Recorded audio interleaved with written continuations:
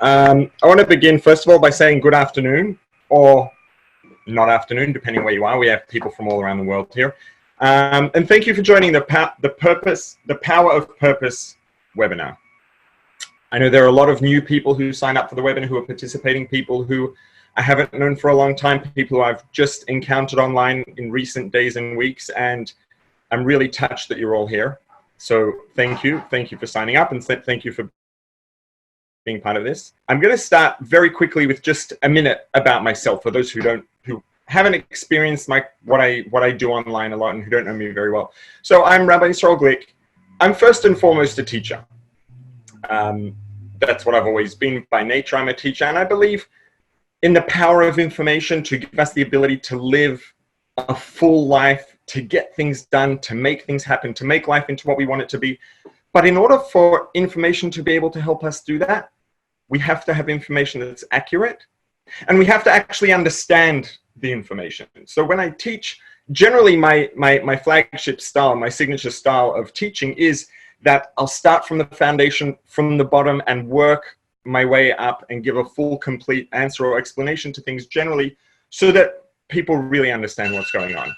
Sorry, give me 1 second. My bad.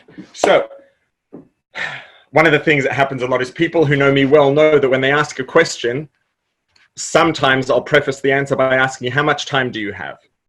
Because depending on how much time is available, I like to give the most complete explanation or answer that I can, because I want things to make a difference. So that's my style of teaching. That's what I do. And I've taught a lot of things over the years. For the last decade and a half or so, I've been really focused on teaching things that are coming primarily from Torah, from Judaism, from Jewish tradition, and teaching them in a way that it helps us live a life that's aligned with our soul and our purpose. And as you may have seen in the banner of my emails, etc., I believe in aligning our lives with our souls and our purposes, because an aligned life is a good life. And so that's what I'm dedicated to. That's what I do. I teach with the goal of helping myself and you and others align our lives with our souls and our purposes. The way that I do that is I do some course writing and video production for some of the bigger Jewish educational websites. I do classroom teaching. I do public speaking. My primary focus is online video on social media, because that's a way that we can reach more people than any other way. The videos that I've produced over the last 3 odd years have been viewed over 2 million times. So apparently they're hitting the spot. So I want to begin by just qualifying, who is this webinar for? Because obviously nothing is for everyone. So for anyone who wants to, who knows that there's something deeper and more to life, but knows it up here and doesn't feel it and experience it, that's who this webinar is for. Anyone who feels like life is kind of all over the place and we're pulled in a lot of directions and we want to bring all of that together so that we don't feel spread so thin, that's who this webinar is for. As promised in last night's email and in some posts on LinkedIn, Facebook, and Instagram, for people who are fed up, for those of us who are fed up with sort of repeatedly feeling disappointed in ourselves because we let ourselves down. And I don't mean that we made a mistake or a miscalculation or a wrong decision. I mean the things that we knew at the time we should have done differently, we should have done better, and we didn't, and we feel disappointed. That can happen. And frankly, it probably happens to all of us. It certainly happens to me. But there are things we can do to really, really turn that around and to make it happen a lot less, and to give ourselves the ability to dramatically reduce the frequency with which we feel disappointed in ourselves for doing the wrong thing when we know that we knew better. Anyone who's not interested in changing, this webinar is probably not for them. I'm confident that all of you who are here because you're interested in making a change, interested in experiencing the power of purpose, and that's why you're here. So let's get into it.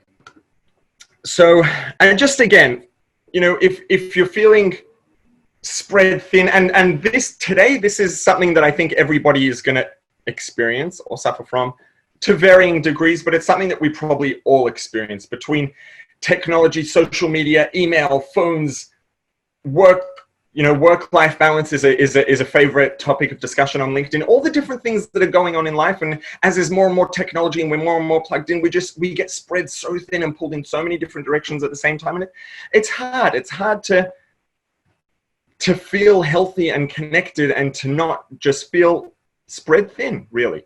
And that's one thing that we're really going to address in this webinar.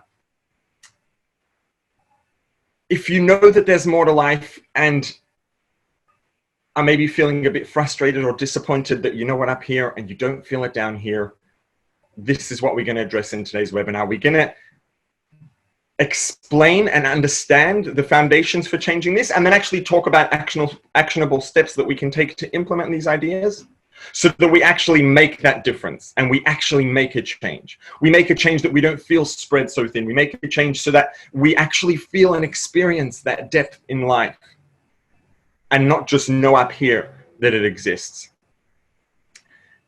If you struggle with sometimes maybe verbal outbursts, saying things that we regret, hurting people, saying things that we shouldn't have said, doing things that we knew at the time we shouldn't have done, all of these sorts of things, and again, ending up frustrated with ourselves, this is something that that's going to be towards the end. I'm going to give a tool that's very practical, and this one's not super deep. The tool for addressing that is something that's very practical, very implementable, and that's something I would say that the bigger ideas, the first two we talked about, realistically, if you start implementing it today, you'll probably start to see a real difference tomorrow.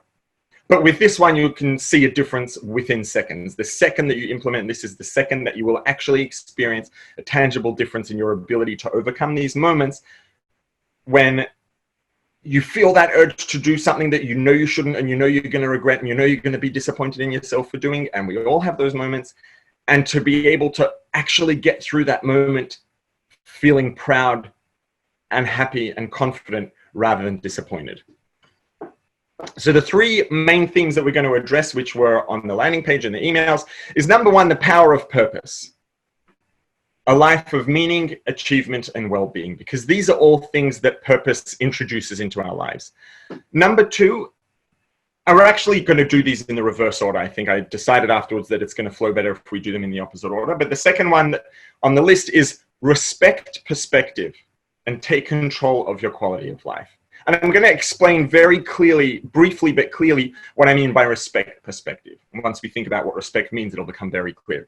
And number three, and this is the one that's addressing those repeated disappointments in ourselves, is create space to upgrade your experience even when you feel like you can't. So now let's get into it. I want to understand these themes, these ideas, and we're going to begin with respecting perspective to take control of our quality of life. I want to talk about what that means, what perspective is, what it means to respect perspective, and then talk about how do we translate that in action today so that tomorrow is a different day to the day it would have been had we not attended this webinar.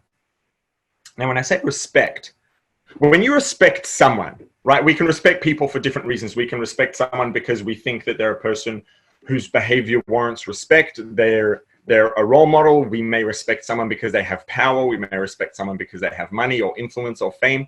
And they're different kinds of respect, but they're all respect.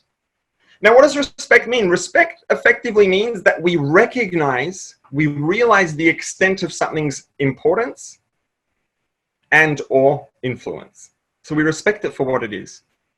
And the reason that I say respect perspective is because perspective is very, very, very underrated. Perspective is one of the most important things in life for affecting our quality of life on a day-to-day basis, on an hour-to-hour and minute-to-minute basis. And if we want to invest in improving our experience, the lived experience that we feel every minute of every day, investing in our perspective is definitely one of, perhaps arguably, the single most potent, valuable, and effective investment we can make to change every part of our life experience throughout the day. And why is that the case? I'm presumably, I need to explain and elaborate a little to help you understand why I'm saying what I'm saying, because that's a pretty bold claim.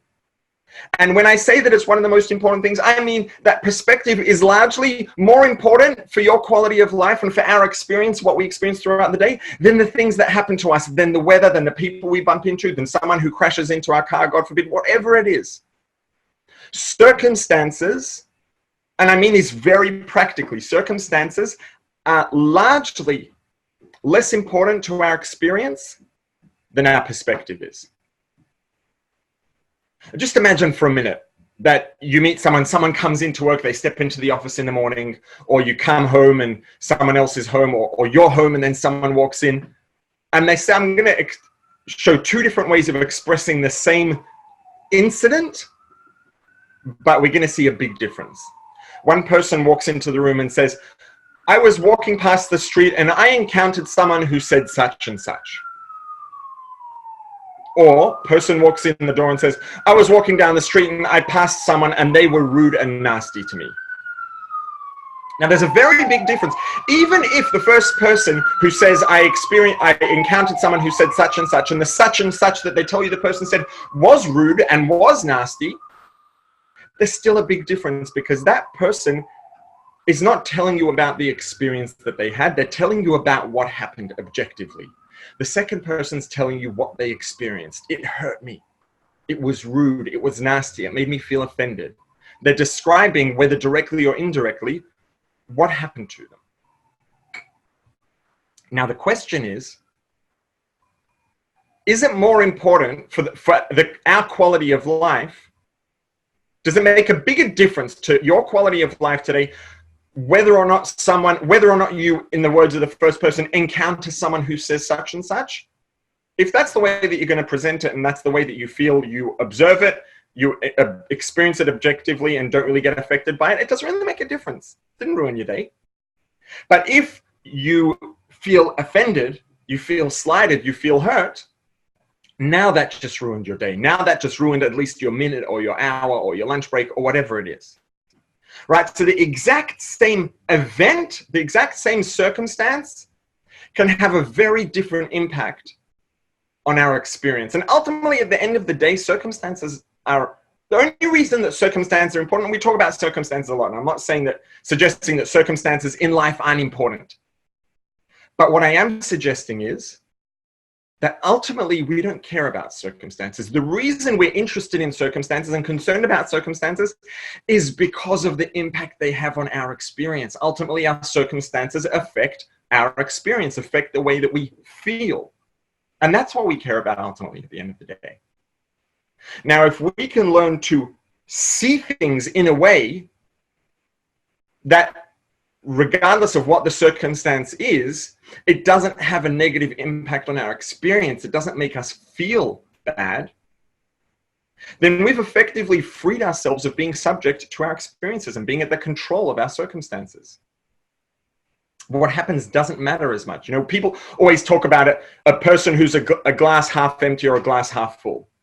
And it's a cliche, but it's very true, because you have two people who encounter the identical experience. There's a 16-ounce cup and it has 8 ounces of water in it. It is both half empty and half full. One person's experiences a half full glass because their perception, the way that they perceive it, their perspective is, I see that glass as being half full, and that's what they experience. They feel, wow, I see a half full glass. The other person's observing the identical circumstance, but because their perspective is different, they experience a half empty glass. Identical circumstance, very different experience. And a couple of examples I can talk just from personal experience. You know, as a father of young children, I remember when my eldest daughter was probably 1.5 and she was learning to get around and pretty cute, thank God. I came in the kitchen one day and she had had a box of Cheerios and she was sitting on the floor of the kitchen. I don't know how she got the Cheerios, but she did. And the box was laying down on the floor and the entire contents of the Cheerios box were all over the floor. And she was picking them up and throwing them up in the air and making Cheerio rain. And I thought it was the cutest thing. And I stopped. I was laughing. I was having a blast. I loved it. Not necessarily every day that I walk into the kitchen and see one of my children with a box of Cheerios spilled out on the floor, am I going to think it's cute and funny? I'm sure we can all imagine a different sort of response or a different sort of experience. same exact circumstance. But the question is, what's my perspective? Do I see this as, this is cute, my child's doing something cute and funny and having fun? Or do I look at that same exact circumstance and perceive it as, now there's a mess on the floor, they wasted the Cheerios and I have to clean it up? Same exact circumstance, identical circumstance, very, very, very different experience. Another example, similar. There was a time when I would sometimes come home, walk into the house, and there were things all over the floor, all the toys were all over the house, and sometimes, at the end of a long day and tired, I could feel a bit frustrated. It's like, oh, it's such a mess, now we have to clean it all up. But then I had a shift in the way that I saw it. I shifted my perspective. And the exact identical circumstance, the next day after I shifted that perspective, I walked in, exact same mess, same things on the same floor, and what I saw was, wow, look at this. Look how much fun my kids have been having today. They've been having a blast. Same exact circumstance. Circumstances only matter to us because of what they do to our experience, because of what they make us feel, what they make us experience. And ultimately, it's our perspective that decides what impact the circumstances have on our experience. So you can make a bigger difference to your experience, to what you feel every day, by investing in your perspective than you can investing in circumstances. First of all, obviously, we have more control over our perspective than over our circumstances, but we can control some circumstances to a degree. But if we can make a fundamental shift in our perspective, we can change the impact that every single possible circumstance will ever have on us because we perceive it differently. We've changed our perspective. We've changed, and I'm wearing glasses right now. Glasses are literally a perfect metaphor for this, a perfect analogy. When our eyes have lenses in them, right? When the way that we see is light enters through our eyes, and the lenses in our eyes are designed to bend the light in such a way that it hits the retina at the back of the eye, sends a message to the brain, and we get a good image. If the lens in our eye is damaged, and so it doesn't bend the light properly, and we don't see sharply or clearly or whatever it is, we don't start changing the world to make it fit our lenses. All you have to do is put new lenses on. You put a new lens which bends the light correctly. And in the case of glasses or contacts, what you do is you add a lens that will partner together with the lens in your eyes to bend the light correctly. And now you have a clear image. Because ultimately, what matters is you want to see clearly. If you're not seeing clearly, all you need to do is find the correct lens that's going to transmit, bend the light the right way. It's going to hit your eyes the right way. And now you can see clearly. And our perspective is literally the same thing. The perspective is the way that we see things, and the way that we see things, the way that we perceive things, decides, it bends the light of our circumstances. It decides what those circumstances, the impact those circumstances will have on our experience. Now, I hope and think that when I say to respect perspective and take control of our quality of life, I'm hoping at this point already it makes a bit more sense. Respect perspective. Be aware of the role that it plays, the impact and the influence that it has. And if we can work on upgrading our perspective, by doing that, we will transform the experience that we have as a result of any possible circumstance. Because the circumstances impact us through our perspective. They have to pass through that lens. They get through our perspective before we feel something. And the perspective is the thing that decides what we're going to feel, what we're going to experience as a result of those circumstances. Now, to get practical about this, what does this mean? Okay, that's nice. It makes a lot of sense. It sounds powerful and inspiring, hopefully. And if I would condense that down into a 2-minute post on LinkedIn or Facebook, that would be perfect because it's inspiring and it leaves you wanting more and everybody can comment. But that's not what this webinar is about. This webinar is about you walking away and being able to actually make a difference. So great. Perspective is powerful. Perspective is influential. We can respect it for what it's worth. And what are we supposed to do about it? What are we actually going to do to upgrade our perspective? What does that mean? What does that look like? How do we actually impact and change our perspective? And I would say that at first, just conceptually, and then we're going to get very practical, is perspective. A big part of perspective is context, right? Have you ever had that? I know that I've had these stories, and the truth is it's not a story I'm proud of. It's something that I I wouldn't say that I'm deeply ashamed, because I'm human and we're all human, and probably we all have similar stories like this, but it wasn't ideal and I should have been better. I was in a car driving with my sister, and there was a lady who drove past in a way that was super inconsiderate, and we almost had an accident, and I missed the light, and I was running late to my meeting now, and I was very frustrated. And because of my frustration, I was frustrated at something that this lady had caused. As a result of her inconsiderateness, she behaved and drove inconsiderately. She shouldn't have done what she did. So I felt a little bit angry, a bit frustrated at her, and I made some sort of off-the-cuff comment. And my sister, who was sitting next to me, started to tell me about this lady's story, the things that she was going through in her life. And, I still get emotional when I remember the story, because this woman was suffering in so many terrible ways in her life.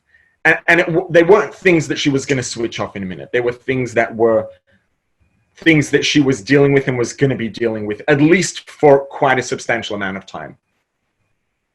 And knowing that this woman had so much going on in her life and was under so much pressure and in so much pain, it all of a sudden made sense to me that, the bandwidth that she has available for being aware of being considerate for every random person in the world might be limited. Yes, it makes sense. And it completely transformed my disposition towards her. It didn't make me feel like, oh, okay, fine, I'll forgive her for being inconsiderate. My frustration disappeared. There was not even a trace of anger anymore. And I felt ashamed and sorry that I'd ever felt that way about her. Even though technically it was true, she had driven in an inconsiderate way and had caused me personal loss. So what changed? What changed was my perspective.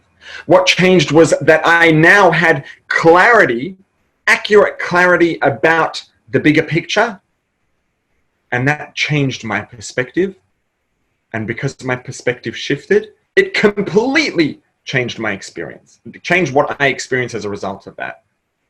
I felt less frustrated about the fact that I was late, because it was just a fact of life. It happened all of a sudden. It wasn't someone's fault who I was angry at. And again, not because she didn't do it, just because I perceived it differently. So the more information we have, if we have a accurate, clear, big picture with all the information, that's really one of the biggest factors, maybe the factor for upgrading our perspective and changing the way that we see things, that we perceive things, which ultimately will translate in changing all of our experiences across all of our day. What I would say that this boils down to practically is, I'm going to talk about, again, I'm going to do this in 2 steps, the basically practical, and then to make it a little more practical and tangible, is to spend a few minutes thinking. When we sleep at night, whether it's 5, 6, 7, 8 hours, it really shouldn't be 5 or 6 hours, incidentally, a minimum of 7 hours. Not that I can say that I practice what I preach, but I'm working on it. It is important to get a lot of sleep, and actually sleeping enough has a very big impact on our ability to effectively upgrade our perspective and to keep control of the way that we see things. But when we sleep, our brains are very busy. We dream, our body's recovering, our brain's recovering, our brain is all day. There's so much data that's coming into our brains from our ears, from our eyes, and all of the things that we experience during the day, they get processed, they get sorted, they get organized. The brain's very busy doing very important work while we sleep. And if we can take a few minutes right before we go to sleep at the very end of the day, I would say that ultimately, really 5 to 10 minutes, maybe 15 is a really good amount of time. But if that's not practical, 1 or 2 minutes is a whole lot better than 0. The difference between the benefit of doing 1 or 2 minutes relative to 0 is way bigger than the benefit increasing from 2 minutes to 10 or 15. So just doing even that little bit, if you can squeeze in 1 or 2 minutes, and by the way, it's not so easy, but with time we get better at it. Take a couple minutes to think. Think about, what does life mean to me? Think about the bigger picture, to get clarity in the context of our lives, in the context of why we're here, what we're doing. Spend a few minutes thinking about that before we go to bed. And the closer to bed it is, the better, because then it's fresh on our brain, and our brains can really chew it over and marinate in it while we're asleep, and it can have a very, very deep impact. and ideally do it again first thing in the morning. And you see this reflected in halach, in Jewish custom, tradition, whatever you want to call it, that we start off in the morning with Moed Ani, with acknowledging and thanking and expressing appreciation to God for giving us another day. And we have Krishma Shalamita, we say the Shema prayer at night right before going to bed, also to do the same thing, to put our minds in focus and to go to bed with our brains in a healthy place. And it's very powerful. A few minutes early, as early as possible in the morning, a few minutes as close to bed as possible in the evening, to think about these things. Now, I want to take it a step further and make it more practical and tangible, because thinking's not so easy. Thinking is easier said than done. But there are things that we can do to help ourselves think effectively. And I would say that the two really good aids to help us think are speaking and writing. Now, speaking, it's probably best if we speak to someone else, but for these kind of things, it's not always so practical. It may be deeply personal. We may not be comfortable to speak to someone else. But you know what? They say speaking to yourself is the first sign of madness, but if exhibiting a sign of madness is going to upgrade my perspective and transform my experience, I'll take it. There's no shame in talking to yourself, in speaking these things through, and effectively thinking, but thinking out loud with our mouths. Because as soon as we use our mouths to verbalize it, number one, saying it helps to pull it out of the deeper parts of our brain, and trying to think and trying to access it just by thinking is very difficult to do. But the moment that we're talking, even if we're speaking to ourselves, even if we're just expressing it verbally to ourselves and there's no one else around, it helps pull those things out of those parts of the brain. It also means that we hear the words, which has a positive impact loop, and it impacts our brain again. And it also can be very helpful in terms of getting things off of our chest if there are some things there that we just need to get out and let go of.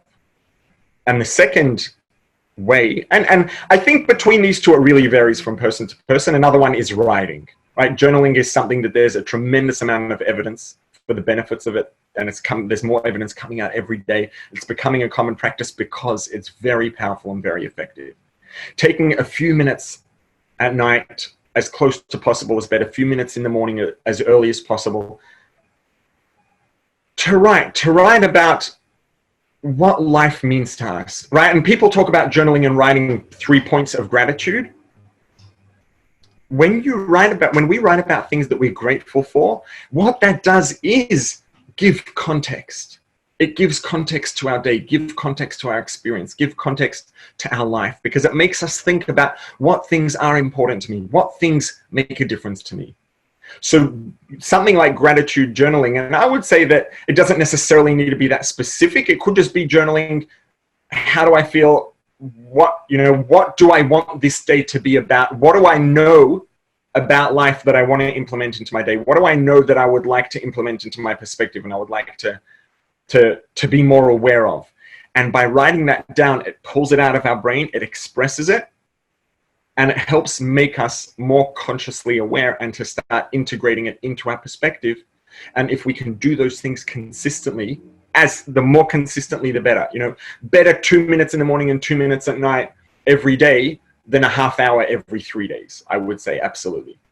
The more consistency is key. If we can do that twice a day, writing, speaking, or even thinking, but ideally speaking or writing, that can start to really relatively quickly make very significant shifts in our perspective, which translates to dramatic changes in our lived experience every day. Now, the reason why I changed the order here a little is because I want to move on now to talking about purpose, the power of purpose. Because I would say that purpose is probably the most important and powerful instance of changes we can make in our perspective. What does purpose mean? You look up a dictionary. Purpose means the reason we do something. A purpose is the reason, the objective behind doing something. Ultimately, that's what a purpose is. And purpose has always been one of the most basic and universal foundations in Torah Judaism, in Jewish tradition, in Jewish culture. Purpose has always been there. Everything's about purpose. And the data and the science, I wouldn't say they're starting to catch up. They've been catching up for a while, but it's building and building and building the power and the importance that having a purpose can have on our quality of life and our lived experience every day. I want to read out. There's a couple of examples of studies, and there have been some big studies. I'm talking about studies that have studied nearly 100,000 people, which is a very large sample size and makes a study very meaningful and relevant. Feeling a sense of purpose can have a significant increase in life expectancy, can reduce the rate of heart attacks. There have been some research articles that have indicated that maybe purpose can actually reduce the likelihood of Alzheimer's by up to 60% potentially.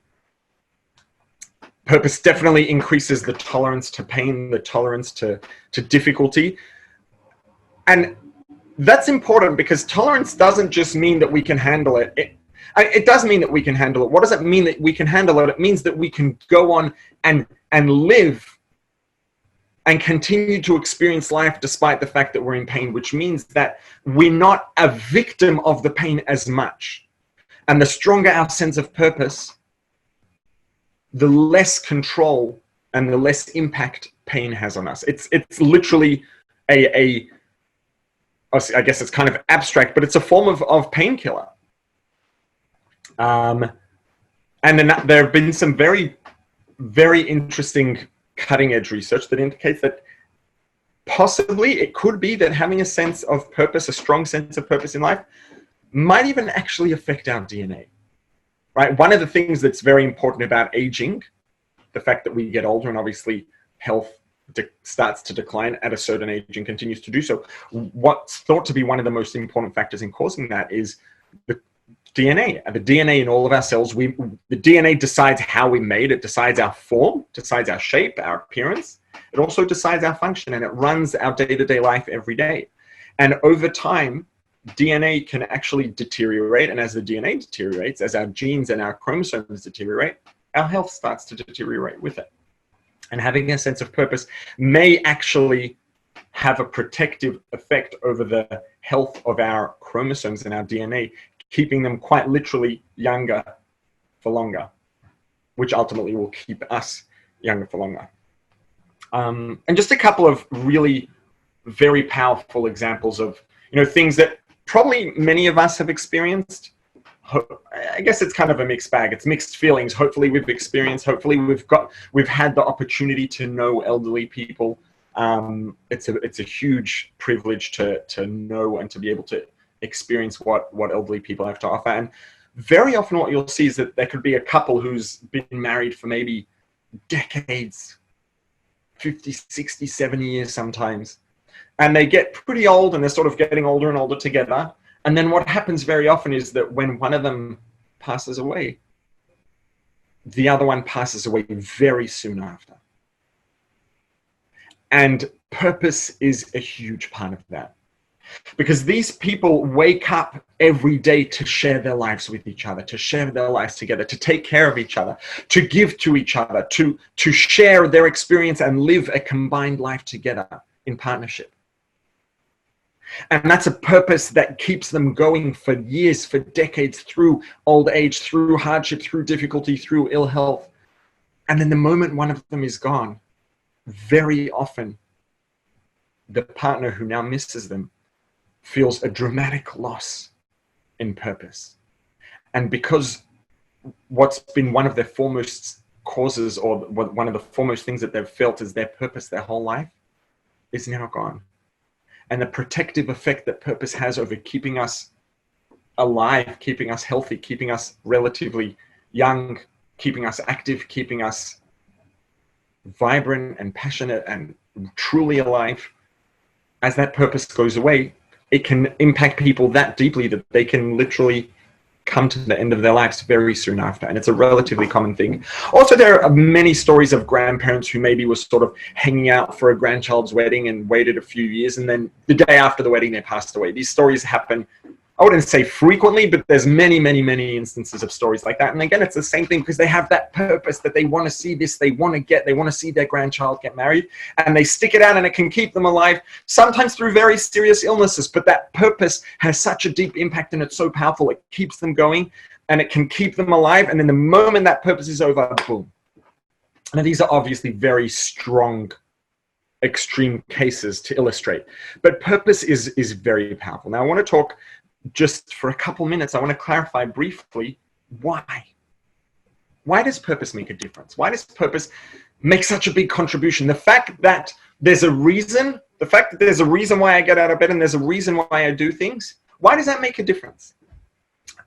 So there's a psychologist called named Dr. Martin, I think, Seligman, and he's known as the father of positive psychology.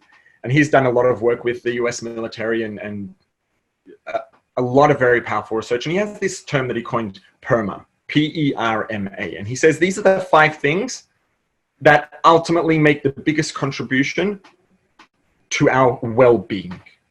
Well-being is a much more wholesome and holistic yardstick than happiness, because happiness can come, can go. Happiness doesn't necessarily determine our quality of life as much as well-being does. And these 5 things that these 5 letters P-E-R-M-A stand for are the things that ultimately have the greatest impact over our well-being, aside from physical health, obviously. And the M in PERMA stands for meaning. And having meaning in life, what is meaning? When you say that something has meaning, that means that it means something. That's quite literally, I mean, that's not what it means. That's the same word. And by definition, you can't use a word as its own definition. But when something has meaning, that means that it matters, that it makes a difference. When I have a purpose, if you get out of bed in the morning and you know that you have a purpose to your day, you have a difference that you can make. There's something that you can achieve. There's a reason why. There's a purpose. If there's a purpose, then there's meaning. Your day now means something. Your day makes a difference. And if we know that what we do makes a difference, that drives us forward. It drives us to be effective. It makes us passionate. And ultimately, it actually broadens our experience because we become a part of something bigger. And because the way that purpose ultimately makes a difference to our well-being is because purpose introduces meaning, the nature of the purpose can make a very big difference, because the bigger the purpose, the bigger the sense of meaning that it's going to give us, and the more power it's going to introduce, the more liveliness, the more excitement, the more motivation, the more productivity, the more effectiveness. Because, and going back to the previous point of perspective, ultimately, when we have a purpose and that purpose gives us meaning, that frames the way we experience the world. Because we see everything as having meaning. Everything means something. Everything matters. Everything makes a difference because there's a purpose. And the bigger the purpose, the more meaning it introduces into life, because the more things matter, the greater impact it's going to have. And the greater the effect it's going to have on the way that we experience the world around us. When everything means something, it puts things into context. When we have a clear sense of purpose and we have meaning, things that are trivial are now trivial because it doesn't matter relative to our purpose, and it doesn't mean anything. It doesn't have that same meaning. It doesn't matter as much.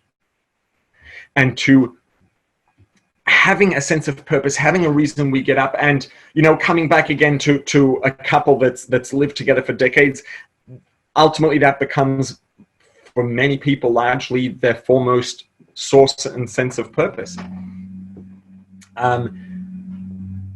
But purpose can be even bigger than that. And that isn't a tremendous and incredible purpose. Another human being, and the innate value of every human, every person, is infinite. But our purpose can be even bigger than that, because our purpose can be bigger than one person. It can be everyone. It can be our community. If I get out of bed every day with a drive to make a difference for a community, that's an even bigger purpose than for one person, which means that things mean even more. There's even more meaning in my life. There's going to be more drive, more efficiency. things are going to matter more. I'm going to feel like I matter more, which means I'm going to feel a greater sense of satisfaction and a greater sense of reward in everything I do. And that's going to have a tremendous impact on our well-being.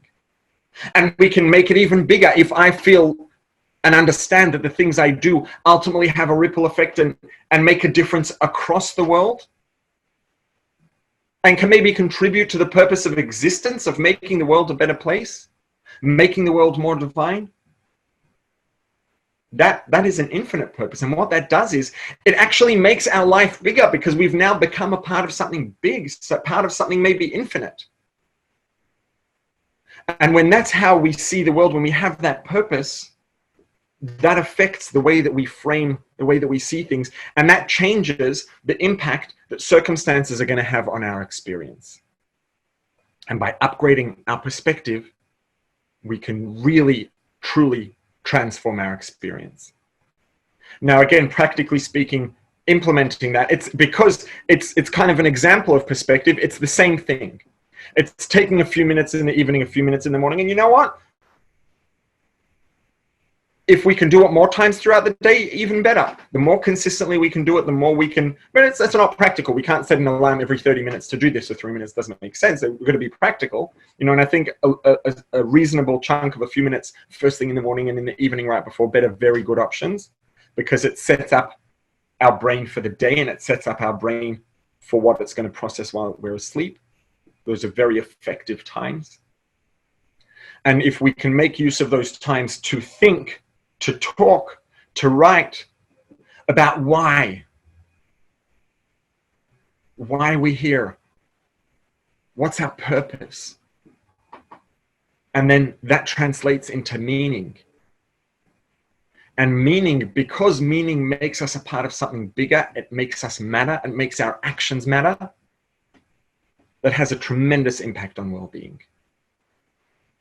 And the third point, I just wanted to go back and look at how I described it officially. What did I call it? Create space to upgrade your experience even when you feel like you can't. And what this is effectively, it's the same thing that we're talking about, those frustrations. And I'm going to explain why it's the same thing. Because sometimes, okay, so we work on establishing our perspective and having more of a sense of purpose and more of a sense of meaning. And you know what? Sometimes we're just not feeling it. Sometimes we're tired.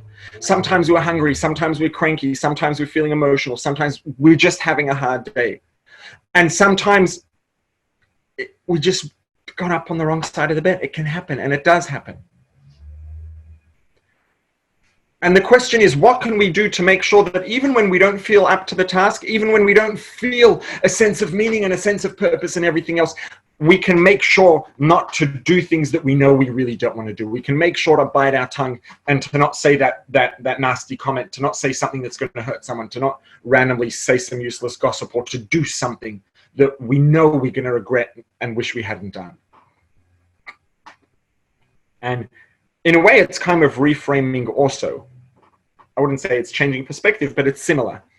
And that is, take, for example, a New Year's resolution, right? We're still in January yet. New Year's, beginning of the year, people make resolutions. Now, the top two resolutions, which probably account for 95% of New Year's resolutions, are diet and exercise.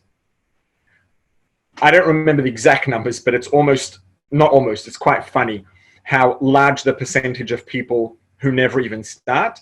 And then when you include the people who start but don't make it past something like 2 or 3 weeks, it's virtually everyone. Now, why is it that the people who start don't make it to 2 or 3 weeks? There are obviously a number of reasons, but one of the big ones is that, one day I wake up tired. One day I'm just craving that junk food. And I know that the moment I take a bite of it, I'm going to be off the bandwagon and my diet's over. I'm just too tired to go to the gym, and I make a wrong decision. We're all going to have days and moments when we're not feeling the right decision, and we don't feel energized and motivated to make the right decision. And we just want to do what feels good in the moment, and we know we'll regret it. Maybe we're having a dialogue with someone who's important to us, and we are itching to say something not nice, itching to say something nasty, or maybe just itching to say some gossip about someone, some lashon hara that we know we shouldn't say, and we're going to regret saying it. So what do we do? Because if I have a goal of I will exercise every day for the rest of my life, it's too overwhelming. And right now, I don't feel like it. There's no way that right now I am up to the task of making sure I exercise every day for the rest of my life. There's no way that right now, when I'm feeling tired and irritable and frustrated, that I'm up to the task of making sure that I never say something not nice ever again. There's no way that right now, when I'm tired and frustrated and irritable, I'm up to the task of being able to say confidently that I'll never do anything wrong again, and I'm not going to do this wrong thing because I don't do wrong things. It doesn't add up, and the goal's too big, especially when we're feeling like that. But what we can do is make the goal very small. And most times, I don't know most necessarily, but many, many times, it ends up being enough.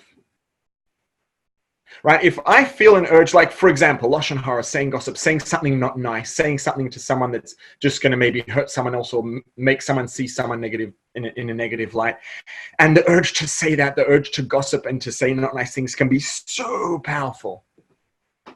And the thing about it that's so funny is if you can get through that moment, literally a moment, if you can get through those 60 seconds or 120 seconds or 10 seconds, sometimes it's 5 seconds, and you get past that moment, you look back and you laugh at yourself and wonder, why was that so hard? I just wanted to say something. All I had to do was not say it. It's not rocket science.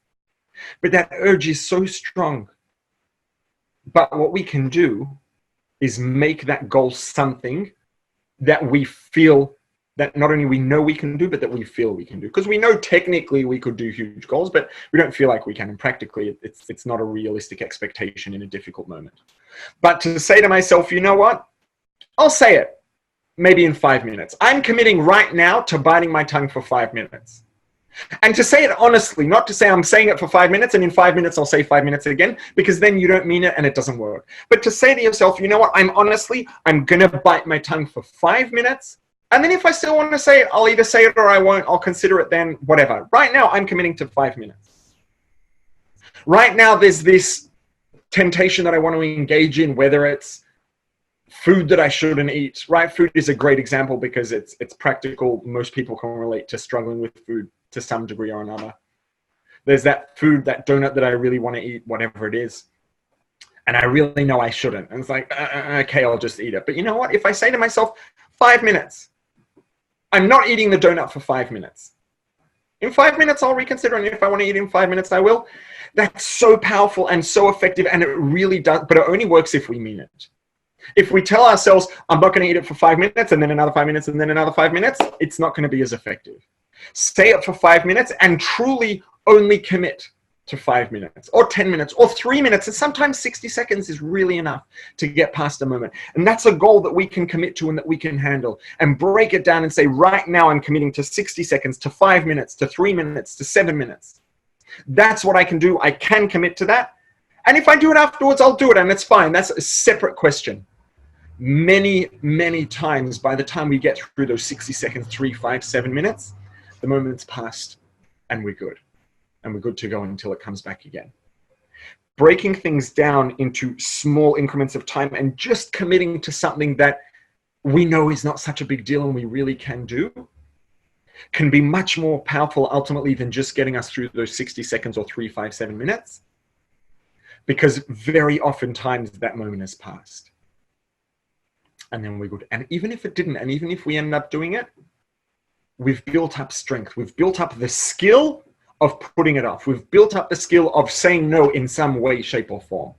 So breaking it down and saying no, holding back for a very, very small and realistic amount of time is something that's very, very effective at helping us avoid being disappointed in ourselves. Wow, I'm impressed with myself. I didn't actually go over as much as I usually do. I was hoping to finish up in 45 minutes. We did 51. These topics, purpose and perspective especially, are very, very big topics. I had to keep moving along because the time is limited. Actually have an online course that gets into these in a lot of detail, really, really breaks down purpose and perspective, the function and role of perspective and how much of a difference it can really make, and purpose, The course has 8 modules. It goes over 8 weeks. It's going to be launched on the 2nd of February. It's not out yet, but the first 4, so there are 8 modules, 1 each week. Each one's going to be released over a week, so it gives you time to get into it, and if you're interested, and to digest it and to work with it. Welcome to Upgrade Your Perspective, Transform Your Experience. My name is Rabbi Yisroel GLICK. I wear many hats, but first and foremost, I'm a student of Torah and of life, and a teacher who believes that every individual deserves to live a life that's aligned with their soul and their purpose, because an aligned life is a good life. I do a lot of teaching and a lot of speaking, and over the years I've encountered and taught some profoundly powerful ideas. And for a few years now I've been dreaming of gathering the most potent and powerful of these ideas and combining them together into one course that will help people truly change their lives. This course is the realization of that dream. To give you a quick overview of the structure of the course, there are 8 modules that will be released over 8 weeks. The first 4 are foundations. The first 2 foundations set the tone, explaining how and why you can upgrade your perspective. The next 2 foundations are game-changing ideas that will transform the way that you experience both reality and yourself. The next 4 modules are more specific. They will teach and train you to experience and interact with the world in a way that will help you eliminate fear, frustration, anger, and hatred, and will completely change the way you see the people around you and the relationships that you have with them. These 8 modules will upgrade your perspective, leaving you with a strong and clear sense of purpose and meaning, and will transform your experience so you can be healthier, happier, more grounded, and efficient, effective, and productive. I'm Rabbi Yisroel GLICK, here to help you align your life with your soul and purpose, because an aligned life is a good life. The course is going to be launching on February 2nd. There's actually a pre-launch coupon available now. It's about 27% off of the price of the course. The coupon is pre-launch, PRELAUNCH. If you want to have a look, you can hop over to,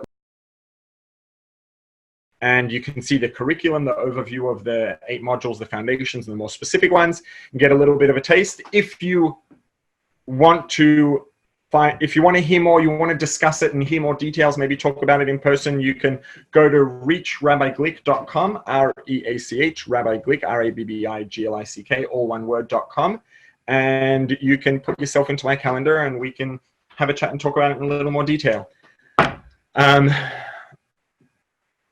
Thank you for your time. I really hope that today was helpful and that it gave you some tools and maybe really the ability to upgrade your perspective and to transform your experience.